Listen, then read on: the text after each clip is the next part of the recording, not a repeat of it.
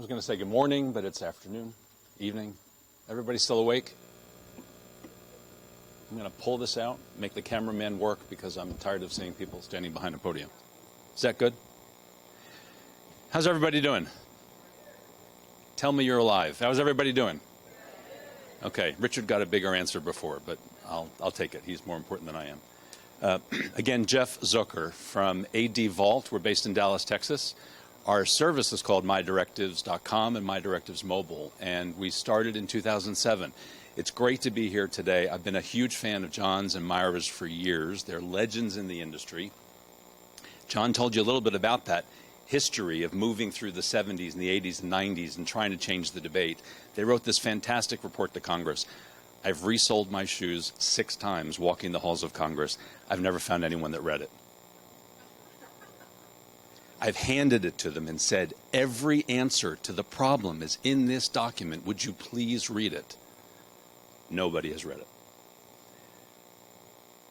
About a third of the people in the country have some form of an advance directive, maybe a living will, maybe a healthcare power of attorney. But over 98% of those people don't have them when they need them. So to the point earlier, and Myra's frustration, what are we doing to fix this? We started in 2007 trying to do just that. I want a show of hands. Does anybody know exactly the day that they are going to retire and stop working? Does anybody know the day? You have the exact date? Okay, congratulations. And you as well. Okay. But now raise your hands if you have a savings plan for retirement. 401k, IRA, you're doing something to save. Great. Does anyone know the exact day they're going to pass away? The day, the date, the year. Does anyone know exactly when they're going to die?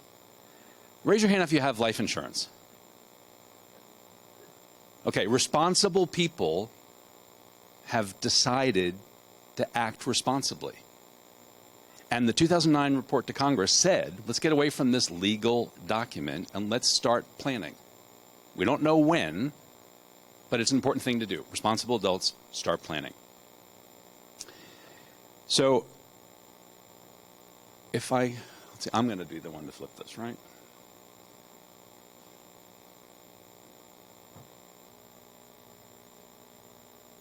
The world, up until we started to dissect it, for advanced care planning was defined by we had a crisis. We went on this massive search for a document that might have been in the lawyer's office, might have been in a shoebox, might not have existed at all, and then we tried to create it. Completely, as my mother would say, bass-ackwards. That created confusion and chaos. Forget about the fact that it costs an enormous amount of money. It's not the right thing to do. And with a burnout rate in medicine that was discussed earlier today, we know we're going to create a long-term systemic quality control problem if we keep this pace up. So we turned it upside down. And we said, let's see in a world, if everybody created one, then we made the process of finding it routine. You go to the doctor's office, they take your temperature, they take your blood pressure. There might not be any reason to do that. You're in there for something else, but there's not a checklist of things to do.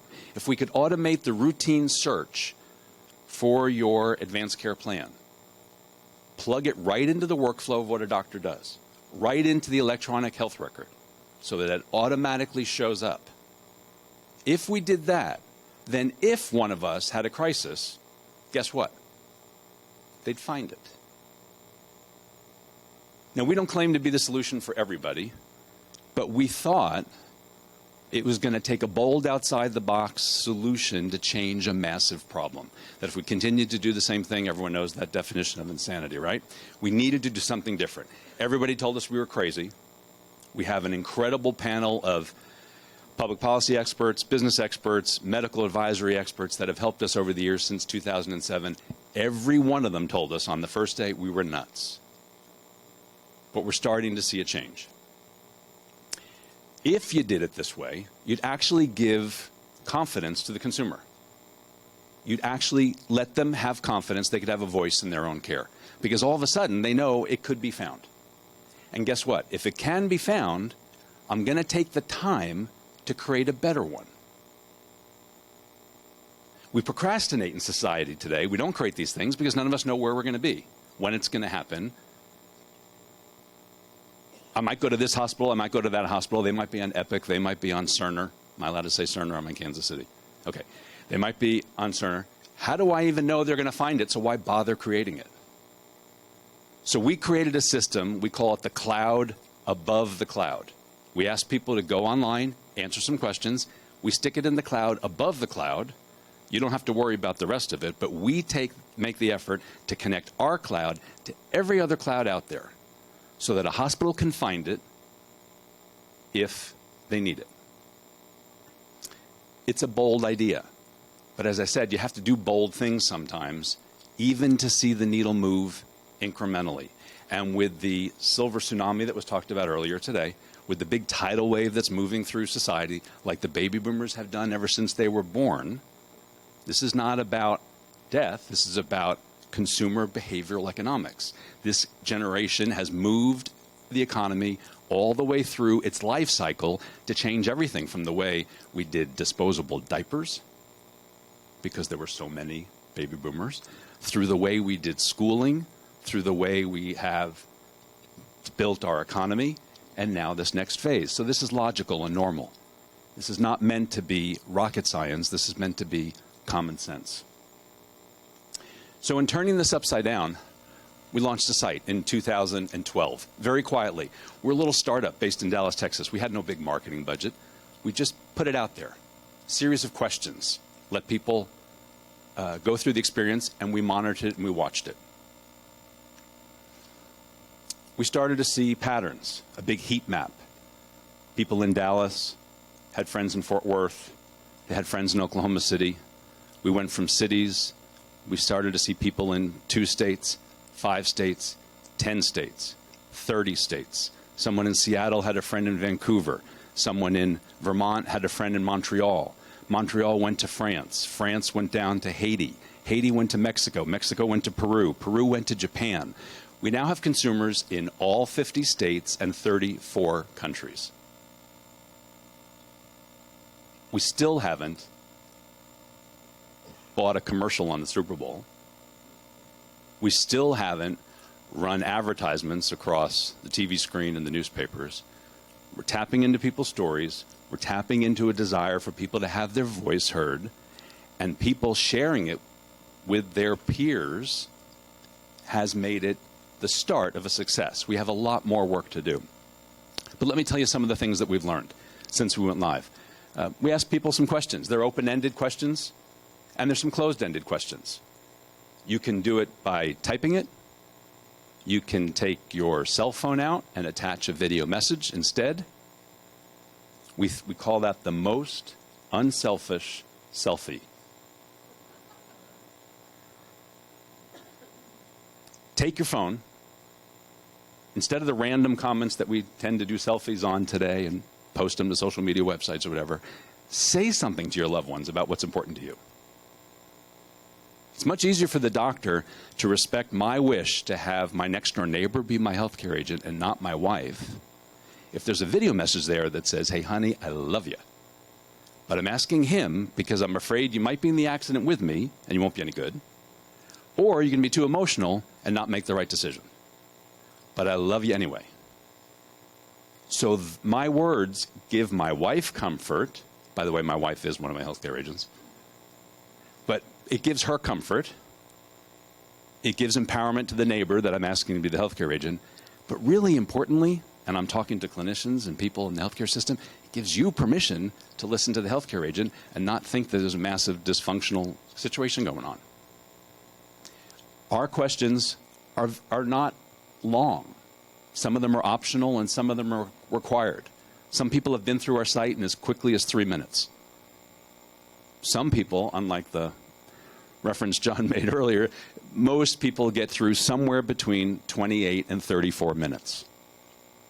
You can drag and drop and rank preferences and values and goals. We find that's the most important series of questions. The most comments we get back from people are the ones that say, that gave me a chance to have a voice. It's really not so much the drug or the medical treatment per se. It was how I want to be treated. What are my hopes and fears? What was important to me? That's what we tapped into that's caused them to share it with their family and friends. We email people. Very simple. You've been asked to be Jeff's healthcare agent. Do you accept that role? We're able to deliver a directive to a hospital that says, Jeff's named these 3 healthcare agents. All 3 of them declined. That tells the doctor something. 2 of them accepted, 1 of them declined. Go call the people that accepted. But if they accepted, I'd like to think they accepted because they had a conversation. How many people have seen the situation where you notify the healthcare agent and they say, I didn't know I was the healthcare agent? And then to John's point earlier, are you doing what you think the person would want or what you in your own belief would want for yourself? Makes it very difficult for doctors to actually give good quality care when no one knows who's on first base. So we use email, and we can track all that. Because it's digital, we're able to tell somebody, oh, that answer you just gave is inconsistent with the one you gave a minute ago. So go back and change that or change this. To ask for all heroic measures and then home hospice puts a doctor in a difficult situation. And there are a couple of those things that you can't really do in the paper-based world. So when we created a digital platform, it wasn't just to take paper and stick it on the web. It was to get at some of these real obstacles that Myra and John architected in that report to Congress and said, these are all the reasons why it isn't working.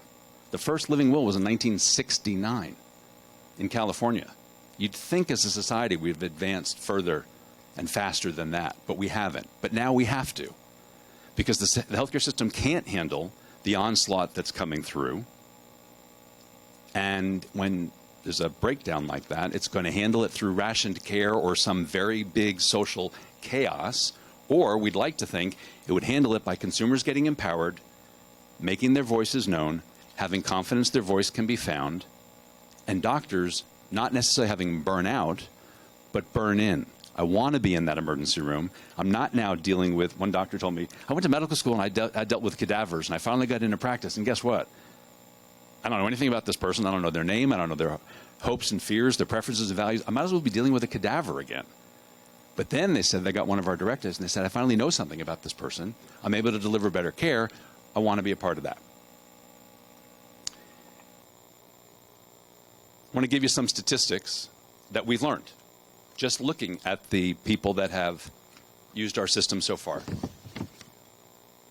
And remember, I said all 50 states and 34 countries. The average age for a man using our system is 51. The average age for a female is 49. We don't allow anyone under the age of 18 to create a directive. But we have lots of people over the age of 95 that have taken the time to go online and do it. We actually see them doing it across generations. We'll see a 40-year-old name their 65-year-old parent as a healthcare agent. The 65-year-old parent names an 80-year-old parent above him or her as also a healthcare agent. Maybe that particular day that person can be a healthcare agent. And then the 80-year-old says, oh, you know, can I do this for myself? Part of our magic has been to turn fear into empowerment, to turn talking down to someone that says you need a plan because you're reaching a certain age or you've been given a diagnosis, and to say, hey, it's a cool thing to do, we're all doing it, let's just do it together. And giving someone in the at-risk population who's scared, giving them the comfort of being along in a group, empowers them to say, hey, I'm productive, my value, my life means something, I still have a voice, I want to do this too. So when we see 97, 98-year-old people doing their advanced care plan at MyDirectives.com, we feel good that we're making a difference. And again, I don't say this is going to be right for everybody. I know some people are technically challenged. Some communities don't have access to technology. We're trying to move a needle, and I'm going to hope you're getting excited about the fact that maybe for some people this might make a difference. The average user on our system names 2 healthcare agents. We give you the choice of naming 3. 80% of the people that are asked to be healthcare agents say yes. 80%. And we hope when they say yes, as I told you before with the email, that there's been a conversation. 10% of them say no. And the other 10% are sort of hanging out there in the pending category. They haven't done it yet. Maybe they're waiting for Thanksgiving to have the conversation. But we send reminders. You were asked to be Jeff's healthcare agent. You haven't answered yet.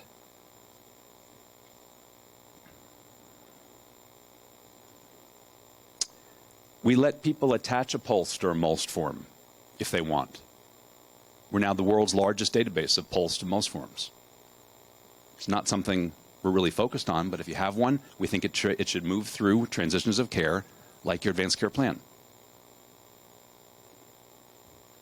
40% of our users come back and update their plans within the first year.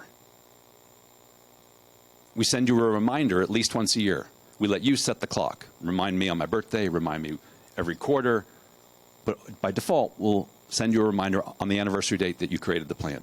40% of the people come back sometime before then and make a change. We've seen people make as many as 10 changes in the first 2 weeks because they've thought about it. You log in and you move from an aisle seat to a window seat. You're kind of used to doing this. You buy a stock and you sell another stock. You bought that book, you changed your mind, you bought the shirt, you tried it on, you didn't like it, you send it back. The consumer-empowered economy is very normal. It just hasn't happened in healthcare yet, and certainly hasn't happened in advanced care planning. But this is what we're seeing happen.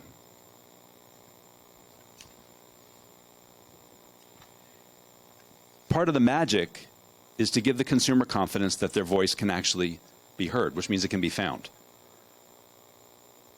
So doing all this work and then having an accident and being taken into a hospital and they don't know who you are, that's not going to make a difference.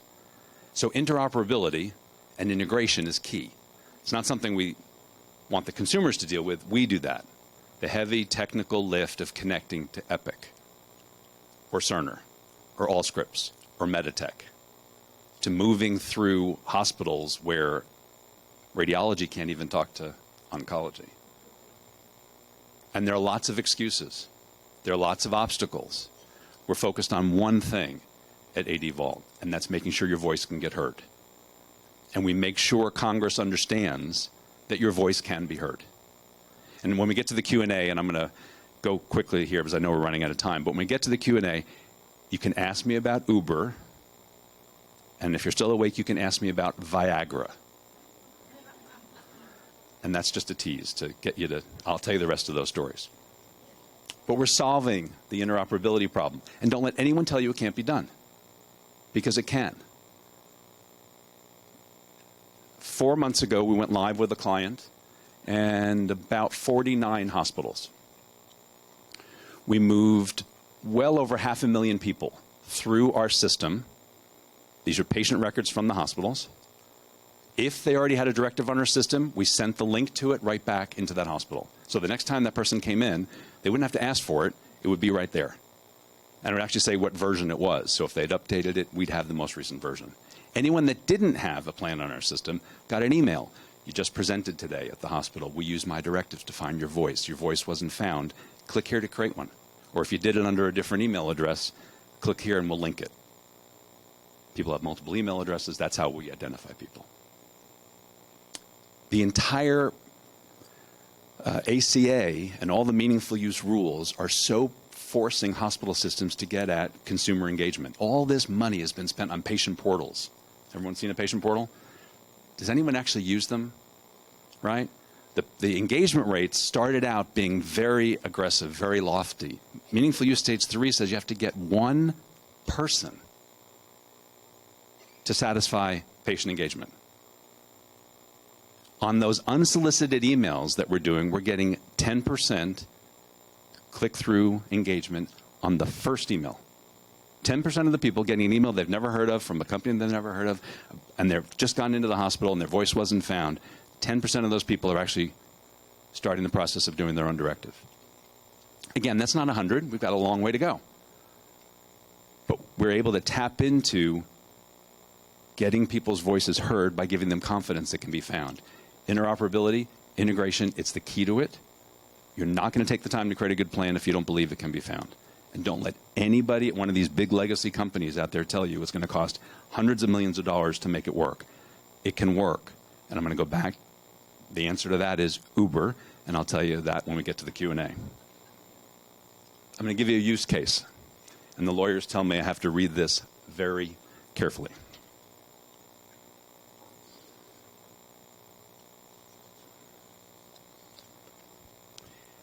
And this story is very meaningful to me about how important the work of the Center for Practical Bioethics is. And where I think the world is going, the work of the center is even more important, because we're scaling the number of advanced care plans that can exist. The society is getting ready to have an enormous number of people come through the healthcare system that are at risk. And now we have a quality control problem, or potential one. Are we interpreting the documents correctly? Do the people inside the hospitals actually read the documents? I got a text from the head of emergency medicine at a major East Coast hospital. He texted me yesterday during the dinner. By the way, how'd you know I was here? And he said, I just saved somebody's life. It took me 7 clicks in my electronic medical record to prescribe an aspirin. It took me 1 click to approve his pulsed form. And it was the wrong form. There was no check and balance. There was no additional sign-off. 7 steps for an aspirin, 1 to end this man's life. He caught it just in time, fixed it, then stepped aside, shaking, and texted me. Something has to be done. The use case just happened a couple weeks ago. An unresponsive patient arrived in an emergency department with his wife, and she handed the hospital the advance directive, and it was one of ours. It named her as the healthcare agent. There were no digital witnesses. The person hadn't gone through our signature process to sign it digitally.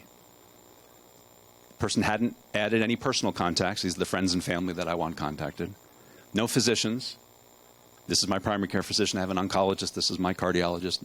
No one had taken the time to do that, which our system allows you to do. Person had not taken the time to do any of the video messaging, the unselfish selfie that I mentioned before. This is what I want. This is who I am. I'm signing this on this day. This gives authenticity and verification. Person hadn't done that. There was a hospital staffer, and I'd like to think trained with the materials from the Center for Practical Bioethics. There's a hospital staffer who sensed something a little bit odd. Went through way too many hurdles inside that hospital to get all the way up so that the CEO of the hospital called me on my cell phone. We don't have a contractual relationship with this hospital. They would have been able to get some of the answers to the questions he asked me automatically if they were working with us, but they weren't. And they said, we're not working with you yet, but we have a situation here. It's come to my attention.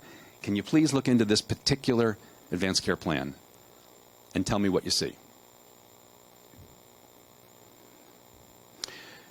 So the way we designed our system was to have some checks and balances. Make a long story short, we found out the directive was created after this patient went non-responsive.